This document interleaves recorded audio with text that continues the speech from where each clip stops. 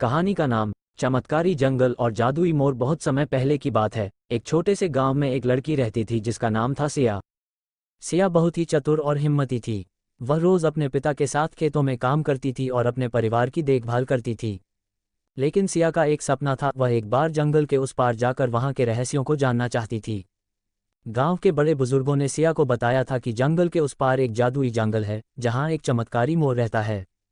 कहा जाता था कि अगर कोई उस मोर के पंख को पा लेता है तो उसकी हर मनोकामना पूरी हो जाती है। लेकिन उस जंगल में जाने से हर कोई डरता था क्योंकि वहां बहुत सारे जादुई जीव रहते थे जो इंसानों को नुकसान पहुंचा सकते थे। एक दिन सिया ने तय किया कि वह उस जादुई जंगल का सफर तय करेगी। उसने अपने माता पिता से आज्ञा ली और अपने छोटे से पिटारे में थोड़ा खाना और एक पानी की बोतल लेकर चल पड़ी। रास्ता लंबा और कठिन था। सिया ने कई छोटे मोटे गांव और घने पेड़ पौधों के बीच से होकर सफर किया। रास्ते में उसने एक बूढ़े आदमी को देखा जो बहुत थका हुआ था। सिया ने अपनी पानी की बोतल से बूढ़े को पानी पिलाया और थोड़ी रोटी भी दी।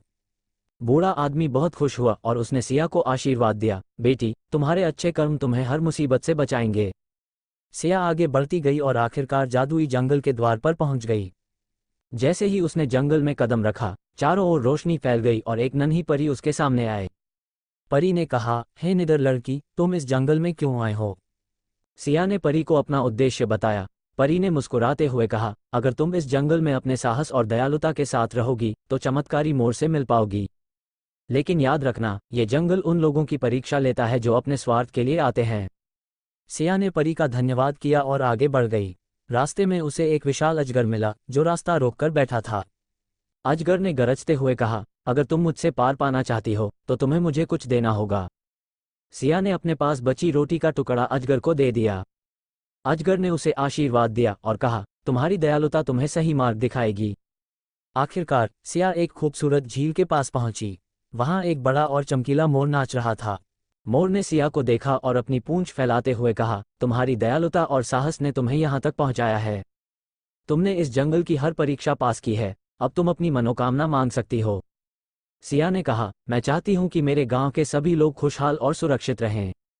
मेरे लिए यही सबसे बड़ी मनोकामना है। मोर ने अपनी चमकीली पूंछ से एक पंख निकालकर सिया को दे दिया और कहा, तुम्हारा सपना पूरा हो गया। ये पंख तुम्हारे गांव की रक्षा करेगा। सिया खुशी खुशी अपने गांव लौटी। उसके लौटते ही गांव में खुशहाली छा गई। लोग स्वस्थ और संपन्न हो गए। सिया के साहस और दयालुता के कारण पूरे गांव को एक नई रोशनी मिल गई। इस तरह सिया की कहानी एक मिसाल बन गई कि अगर दिल में साहस और दयालुता हो तो किसी भी कठिनाई को पार किया जा सकता है।